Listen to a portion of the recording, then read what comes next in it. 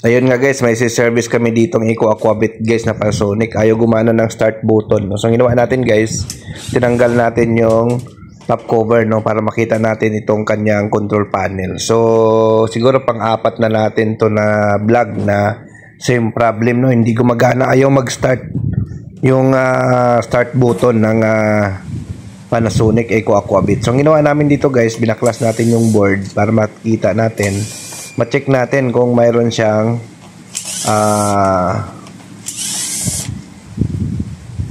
connection or mayroon siyang or yung tack switch guys ng start button kung nagpa-function pa ba, no?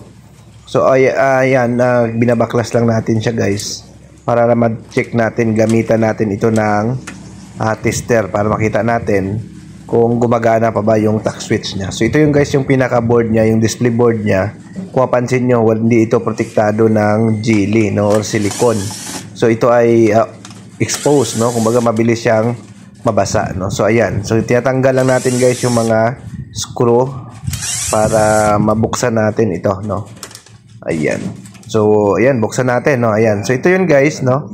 So ito yung mga tack switch, no.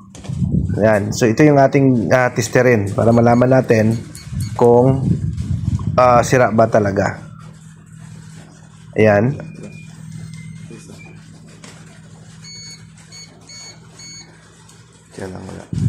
Ayan, ito yung start. So wala, no? So ibig sabihin sira talaga yung start, no? So ito yung guys pinalitan namin, no? So ito yung pinalit natin. So hininang lang natin guys, pinalit natin. So pinuha natin yan sa mga lumang board din, yung tack switch na yan. Tapos ipapalit natin dyan, no? So nasisira lang yan guys kapag nababasa. Kasi ito guys, kung mapansin nyo, butas na yung pindutan. Ayan. So talagang masisira siya guys, no? Papasukin siya ng tubig, no? Kaya dapat guys, kapag nabutas na yan, lagyan nyo na kagad ng tape, no? Huwag nyo nang hayaan na mabutas pa. Ayan. So testing natin guys. Ayan, working na, no? So yun, no? So ganun lang guys, no? Pinapalitan lang natin yan yung tack switch yan. Okay guys, thank you, bye bye.